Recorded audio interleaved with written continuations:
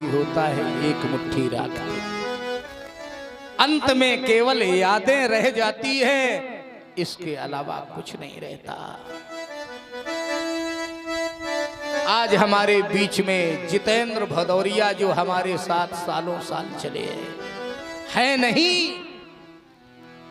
भगवान उनकी दिवंगत आत्मा को, शोक संतृप्त परिवार को भगवान शांति प्रदान करें। आज वो हमारे बीच में नहीं है तो केवल यादें हैं, बातें हैं और कुछ नहीं। इसलिए एक एक दिन की, एक एक घंटे की, एक एक मिनट की, एक एक क्षण की बड़ी कीमत है। के आसन पर विराजमान है सुखदेव प्रभु, सन्मुख बैठे हैं महाभागवत परीक्षित जी महाराज। परीक्षित जी प्रश्न करते हैं और सुखदेव प्रभु उत्तर देते हैं।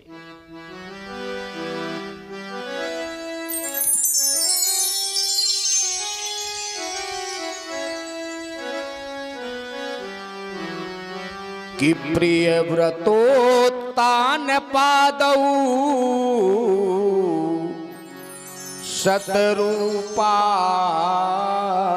पते सुतौ,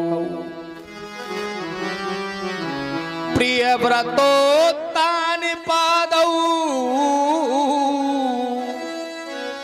शतरूपा पते सुतौ, वासुदेवस्य कलया जगतायां रक्षा स्थितौ।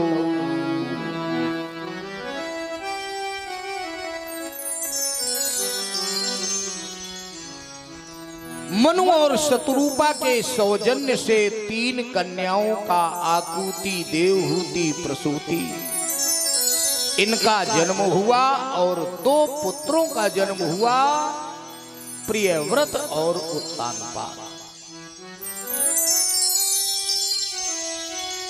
परीक्षित जी ने प्रश्न किया, महाराज ये बताइए,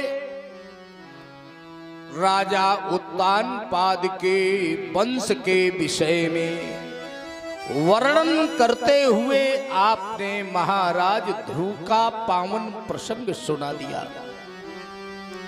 आप कृपा करके इनके भैया प्रियव्रत राजा बने तब क्या हुआ? भगवान सुखदेव जी कहते हैं, इन दोनों पुत्रों का जन्म संसार की रक्षा के लिए हुआ है। भगवान की कलाओं से ओतप्रोत है।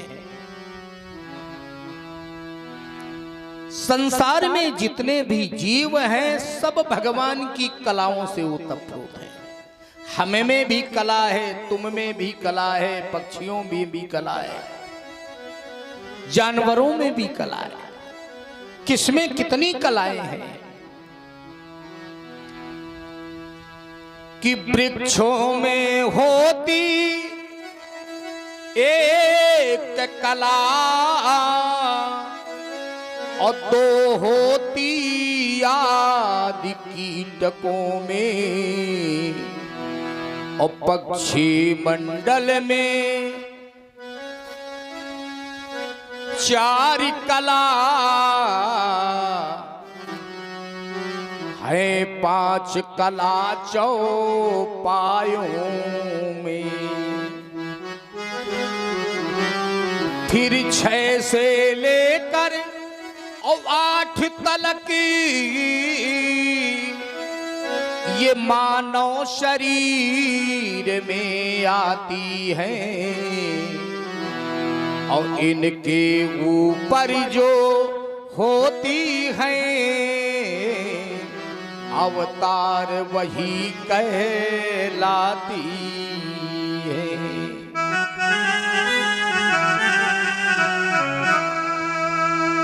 महाराज प्रियव्रत जब राजा बने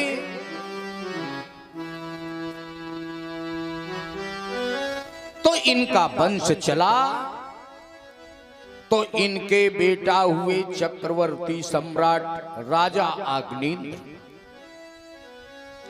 और जब आग्नेन्द्र का वंश चला तो इनके बेटा हुए चक्रवर्ती सम्राट राजा नाभि।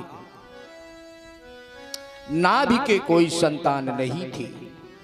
इन्होंने पुत्रेष्टि यज्ञ कराया तो साक्षात यज्ञ भगवान प्रकट हो गए। बोले राजन वरदान मांगो। राजा प्रिय नाभि बोले प्रभु आप जैसा एक बेटा हो जाए। भगवान बोले मेरे जैसा तो कोई हो ही नहीं सकता, लेकिन तुमने कहा है इसीलिए अब हम तुम्हारे बेटा बन करके ही आएंगे। भगवान की परिभाषा क्या है? भगवान कहते किसे हैं? जिसके कोई बराबर न हो, जिससे कोई बड़ा न हो, वही परमात्मा सत्ता है। जिसके कोई बराबर न हो और जिससे कोई बड़ा न हो, वही ईश्वरीय सत्ता है। संत जी लिखते हैं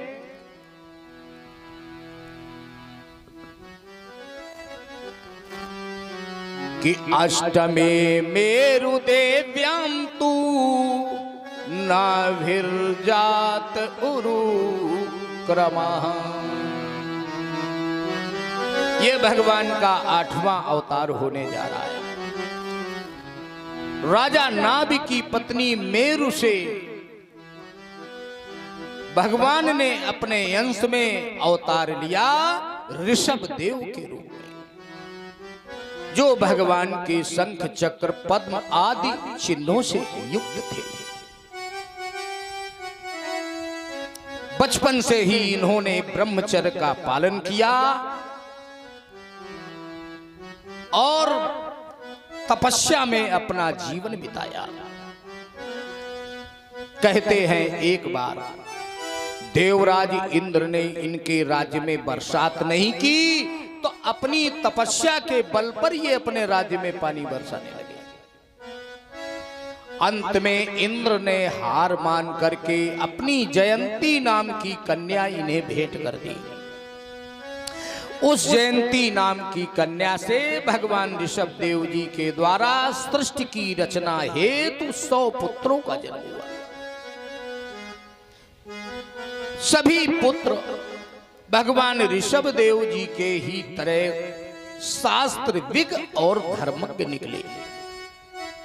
बड़े बेटे का नाम है भरत। पहले जमाने की एक स्थिति ये होती थी, जब मनुष्य के जीवन का चौथापन लगता था तो अपने परिवार के लोगों को बुला करके बैठालता था और कुछ उपदेश दिया करता था। बेटा तुम्हें क्या करना है, कैसे रहना है, किससे किससे संभल के चलना है, किसके किससे तुम्हें व्यवहार करना है।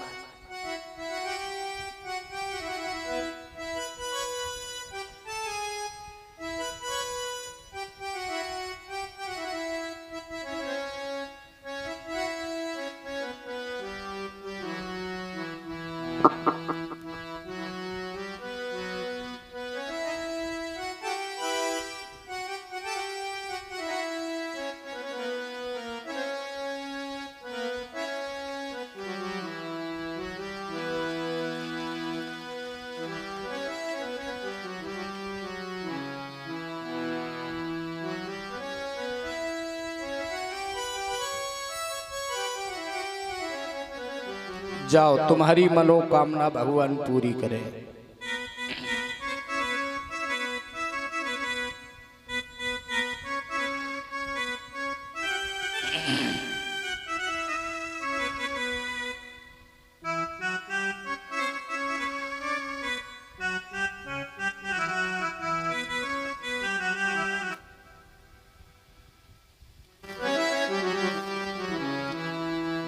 आज भगवान ऋषभ देव जी का चौथापन लगा।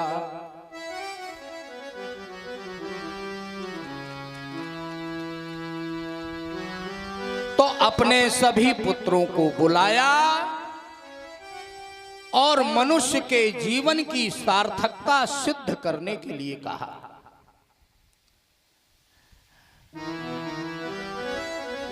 भगवान ऋषभदेव जी ने कहा, पुत्रों, 84 लाख योनियों में ये मनुष्य का जो शरीर है ये बड़ा कीमती है। इसकी सार्थकता तुम्हें सिद्ध करना है। 20 लाख स्थावर जानौ और 9 लाख जलचर सब मानव। 11 लाख कीट कवि गाए और पक्षी गण 10 लाख बताए। और 30 लाख पशु जानेऊ भाई। 4 लाख वानर समुदाय। और जब ये 84 कट जावे तब कहूं प्राणी ये नर तन पावे।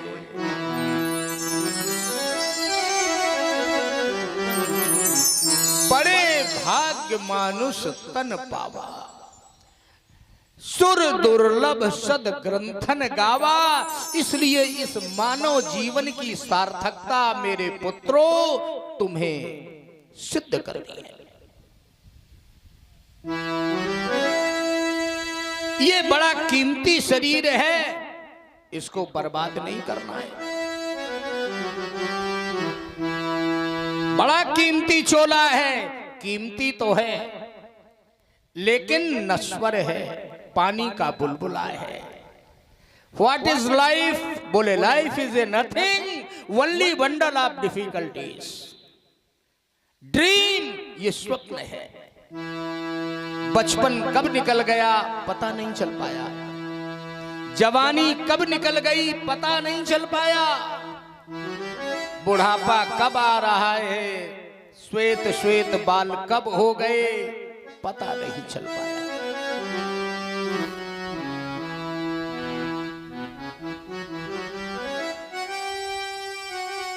बड़ा ये कीमती चोला है, इसे बड़ा संभाल करके रखना है, ध्यान रखना है इसका। इसको बर्बाद नहीं होने देना। बेश कीमती शरीर है।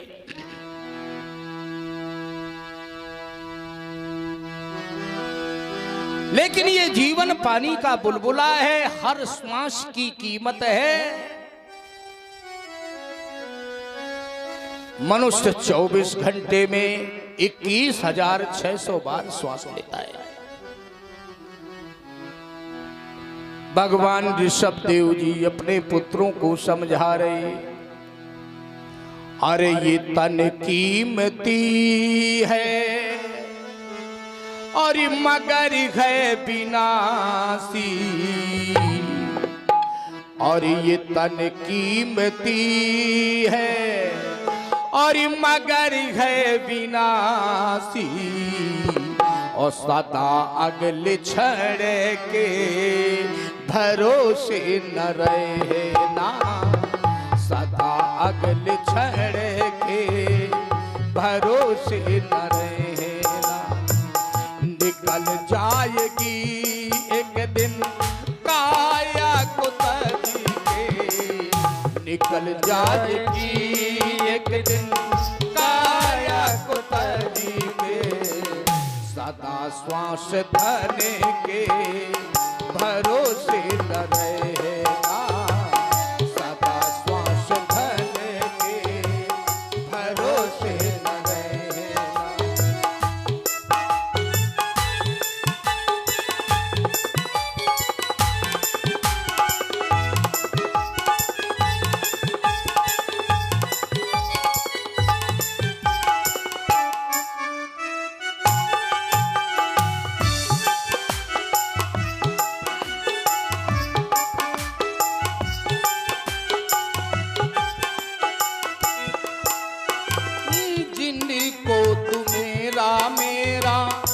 अपना कहेंगे, जिनको तुम मेरा मेरा अपना कहेंगे।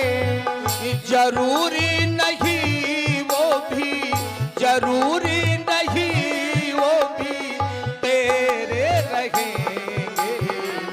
मतलब से मिलते हैं ये दुनिया के साथी, मतलब से मिलते भैया दुनिया के साथी।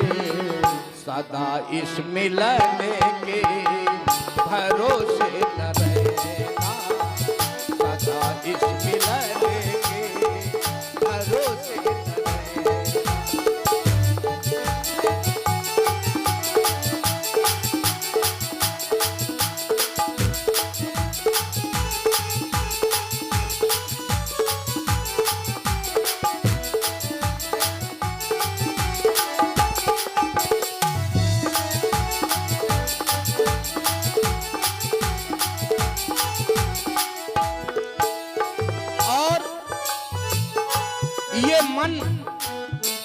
ये मन बड़ा चंचल है, इस मन के भी भरोसे मत रहना। ये मन कब क्या करा दे इसकी कोई गारंटी नहीं। अभी यहाँ बैठे हो तो मन बैरागी बन के बैठा है, और एकांत में कहीं हो जाओ तो मन में पता नहीं क्या आ जाए। एक ही पल में योगी योगी योगी योगी, एक ही पल में योगी योगी, एक ही पल में भोगी, एक पल में योगी योगी, एक ही पल में भोगी, एक ही पल में ज्ञानी, एक ही पल में ज्ञानी, एक पल में भी योगी। हाय बदलता ये क्षण क्षण सदा प्रीति अपनी, बदलता ये क्षण क्षण सदा प्रीति अपनी। सदा अपने मन के भरोसे न रहना, सदा अपने मन के भरोसे न रहना।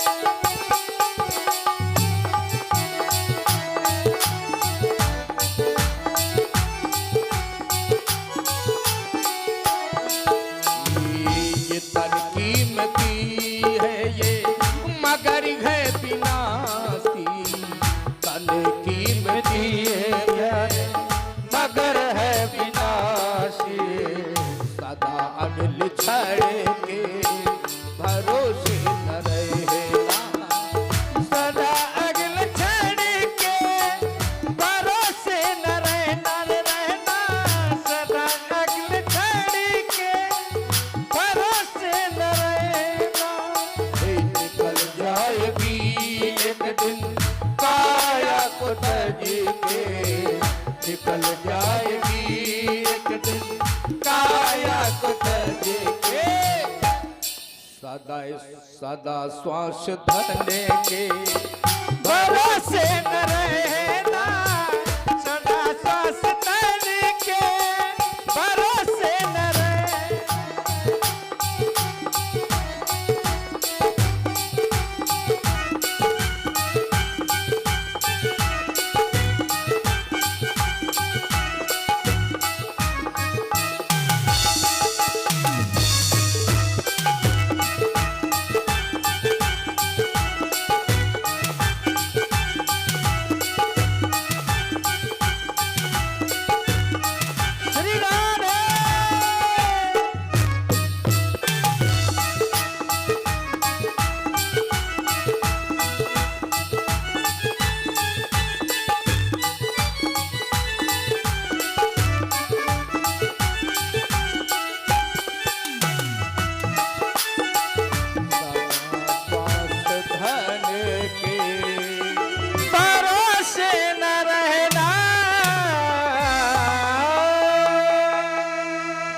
बोलो राधा वल्लभ भगवान की जय।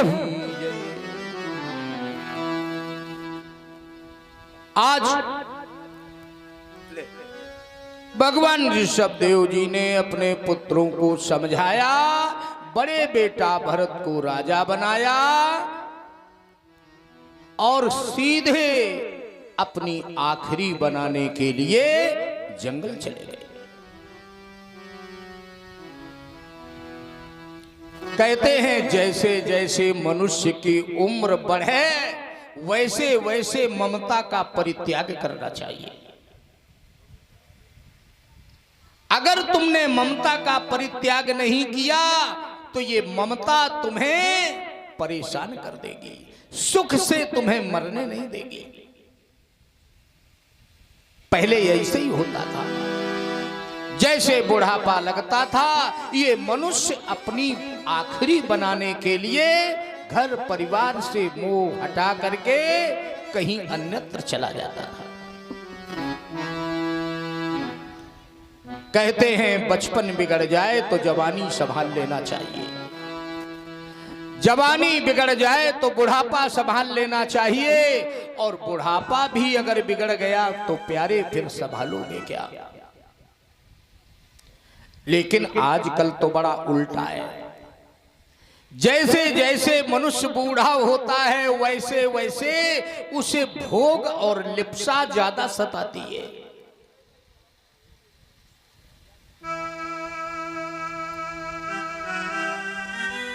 भरत जी राजा बने, भरतस्तु महाभागवतो यदा भगवता वनितल परिपालनाय तदनुसंचिन्ततः शासन परः विश्वरूप पंचजनीं दुहितर्मुपेने।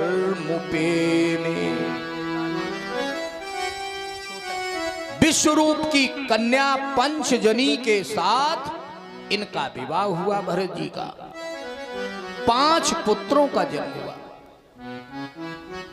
और जब भरत जी का चौथापन लगा तो अपने राज्य का भार अपने पुत्रों पर रखा और सीधे जंगल की ओर चले गए। हिमालय की तलहटी में बनी ऋषि मुनियों की कुटिया में रहते और वहीं पास में बहती हुई गंडकी नदी में वो स्नान करते, वही चिंतन करते भगवान।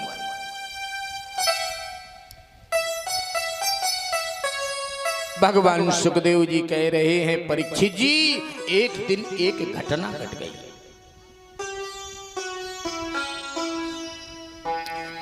एकदा तो महानद्यां कृता अभिषेक नियमका वश्यको ब्रह्माक्षरम भी गृणानो मुहूर्त त्रय मुदकांत उपविशेत तदा राजन हरणी जल पिपाशया जलाशयाभ्यासम ऐके जगाओ। जिस समय गंडकी नदी में भरत जी स्नान करके उसी के तट पर ब्रह्म चिंतन के लिए बैठे हुए थे, उसी समय एक हिरनी जिसके पेट में शिशु था जल पीने के लिए उसी गंडकी नदी में ऐके अकेले ही जगह मने आई। जैसे हिरनी पानी पीने लगी, एक सिंह की भयानक गर्जना हुई। बेचारी हिरनी डर गई, उसने छलांग लगा दी तो इसके पेट का जो शिशु था ये बहिर्भूत होकर के नदी के प्रवाह में गिर गया। हिरनी तो बेचारी गोविंदाय नमो नमः।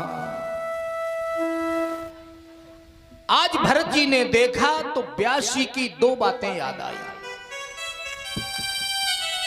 अष्टादश पुराणेषु व्यासस्य वचनम द्वयम। 18 पुराणों में व्यास जी की मुख्य 2 ही बातें हैं कि परोपकाराय पुण्याय पापाय परिपीडनम। परोपकार करने से पुण्यों की प्राप्ति होती है और दूसरों को सताने से जघन्य पाप लगता है। यह विचार करके भरत जी ने उस हिरनी के बच्चे को जल से निकाल लिया, निकाल करके अपनी कुटिया में ले आए। धीरे धीरे हिरनी का बच्चा बड़ा हुआ। अब तो उस हिरनी के बच्चे से इतना भरत जी प्रेम कर बैठे कि भगवान की तपस्या साधना कर रहे होते तो उछल करके हिरनी का बच्चा आता, भरत जी की गोद में बैठ जाता तो उसे वो पुचकारने लगते। जिस मोह और माया को छोड़ करके भरत जी आए थे, यही मोह और माया हिरनी के बच्चे में लगा बैठे। यही गलती हो गई, क्योंकि जीवन का दस्तूर है इस संसार में जिसको तुम जितना चाहोगे वही चीज तुम्हारे जीवन में दुख का कारण बनेगी।